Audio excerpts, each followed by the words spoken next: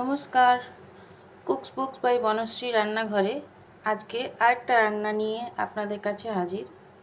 আজকে রান্নাটা আছে কাতলা মাছের।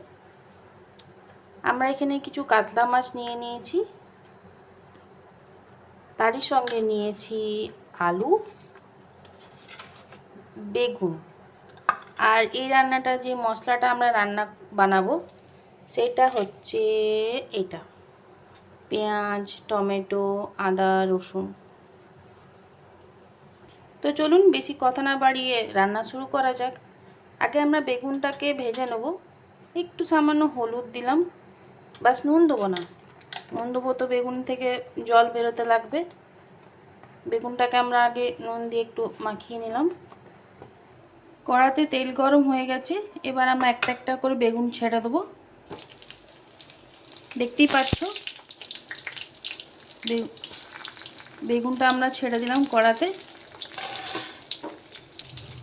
বেগুনটাকে আমরা হালকা করে ভাজবো, একটু লাল লাল হয়ে যাবে আর উঠিয়ে দেবো। দেখতেই পাচ্ছ বেগুনটা আমরা এখানে হালকা করে ভেজে নিয়েছি।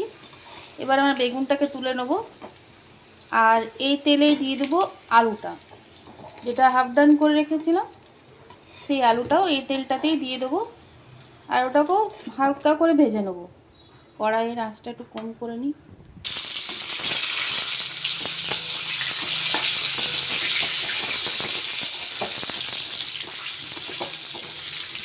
যা করতে আমাদের আলুটা ভাজা হচ্ছে, তা করতে আমরা মাছটা তো নুন আর হলুদ মাখিয়ে রেখে দিচ্ছি। নুন দিলাম আর পরিমাণ মতন হলুদটা আমি একটু বেশিই দিই মাছে। মাছের তেল এদিকে গরম হয়ে গেছে মাছ ভাজার জন্য। এবার আমি এক একটা করে মাছ দিয়ে দেবো।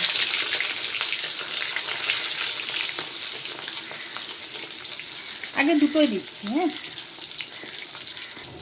মাছটা হালকা ভাজবো, কিন্তু বেশি কড়া করে ভাজবে না, কারণ ঝোলে দেবার মাছ বেশি কড়া ভাজবে না। যত হালকা ব্যাস ওই মাছের যে আঁশটানি গন্ধ থাকে ওটা চলে যাওয়ার মতন বাস ভাজতে হয়। তো আমরা টিপে টিপে এপিট ওপিট হালকা করে শ্যালো ফ্রাই করে নেব। এই মাছটা হয়ে গেছে, দেখো তোমরা দেখে বুঝতেই পারছো কতটা আমি হালকা ভেজেছি। এইভাবেই বাকি মাছগুলোকেও কিন্তু আমরা ভেজে নেব। যা করতে আমার বাকি মাছগুলো ভাজা হচ্ছে, তা করতে আমি মাছের মশলাটা বানিয়ে নিই। মাছের এই রান্নার জন্য যেটা আমাদের লাগছে, আমি এখানে দুটো বড় সাইজের টমেটো নিয়েছি, একটা ছোট সাইজের পেঁয়াজ নিয়েছি যেটাকে আমি একটু ঝোলে দেবো, এটা বাকিটা আমি পেস্ট করব। আর একটা মিডিয়াম সাইজের আদা, একটা লঙ্কা, যেহেতু আমাদের ঘরে কেউ ঝাল খায় না, আর একটা রসুনের আর্ধেকটা আমি এই রসুন নিয়ে নিয়েছি। এটাকে আমরা পুরোটাকেই আমি কিন্তু পেস্ট করে নেব। দেখতেই পাচ্ছ মাছগুলো আমার শ্যালো ফ্রাই করা হয়ে গেছে। এবার আমি এই মাছের তেলটাতে দিয়ে দেবো যে মশলাটা বানিয়েছিলাম, বাটাটা, সেই বাটাটা দিয়ে দেবো। মাছের তেলে আমি বাটাটা দিয়ে দিলাম। এবার এটাকে তেল ছাড়া তক্ক আমি একটু ভাজবো। আচ্ছা, বলতে ভুলে গেছি, এই মশলাটা দেবার আগে আমি এটাতে একটু পাঁচফোড়ন দিয়েছিলাম। তোমরা চাইলে দিতে পারো, না চাইলে স্কিপ করতে পারো। চা করতে পেঁয়াজ আমার তেল ছাড়ছে, তা করতে আমি এটা মশলা তৈরি করে নেব। এটা দিলাম আমি হলুদ, কাশ্মীরি লাল মির্চ,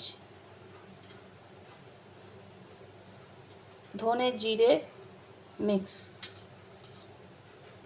আর সামান্য একটু গরম মশলা। টমেটো পেঁয়াজ বাটাটা আমার এখানে তেল ছেড়ে দিয়েছে, দেখতেই পাচ্ছ। এবার আমি এটাতে দিয়ে দেবো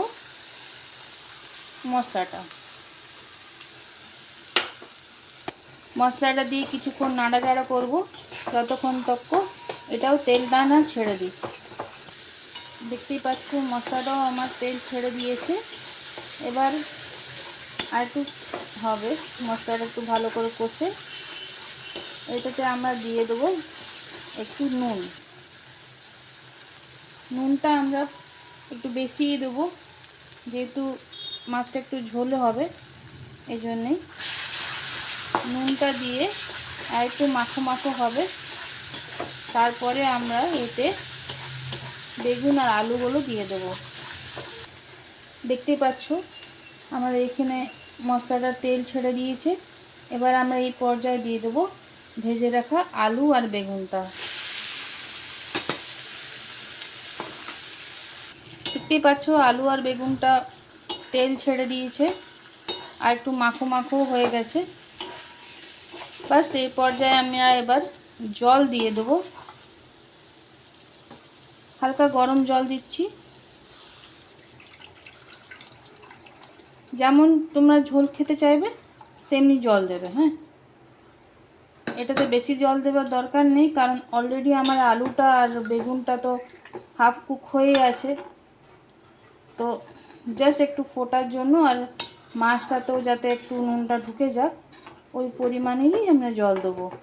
দেখতেই পাচ্ছ কতটা জল দিয়েছি, বেশি জল কিন্তু দিইনি। একটু ফুটলেই আমরা মাছটা দিয়ে দেবো। দেখতেই পাচ্ছ ঝোলটা কত সুন্দর রং ছেড়েছে।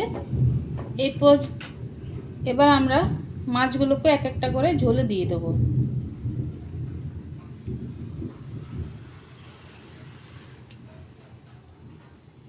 মাছ তখনই দেবে যখন জাস্ট 10-15 মিনিট পর তুমি নামাবে।